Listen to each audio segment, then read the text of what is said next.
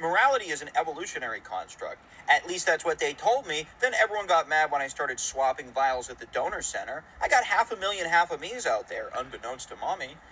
I'm the best guy ever. Look at how many genes I've prepared. So this is very funny, but it's also a complete straw man of materialism or moral anti-realism. So I would largely say that ethics and morality are subjective and an evolutionary process, but I would also say that it's bad to perpetuate your genes by swapping vials at a donor center.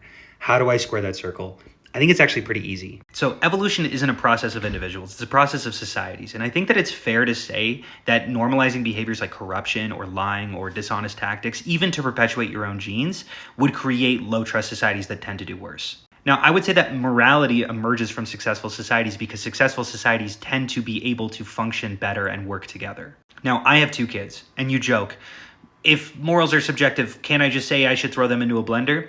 Firstly, I don't think that this is a leap. I think it's fair to say that I wouldn't care about my kids if I were a different species. Sea turtles don't care, and humans do. And I think that this is because humans are situated in an environmental niche of tool crafting and higher communication and higher intelligence, and this sort of necessitates a higher focus on nurturing. Now, this sounds cold, I understand, but I also don't really understand why. Because to me, evolution necessitates me caring about my kids sounds just as cold as the theist, God necessitates me caring about my kids, or the Platonist, goodness necessitates me caring about my kids.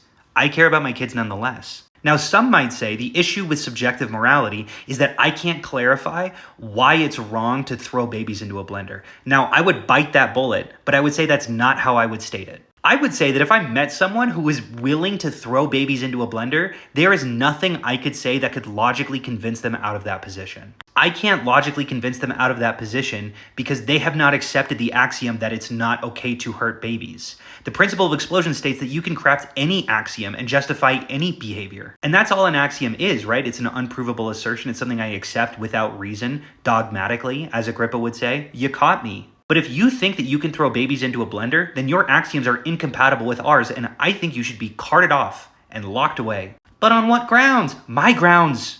My grounds. But how can you say that it's wrong if you can't prove it objectively? Watch me. It's wrong.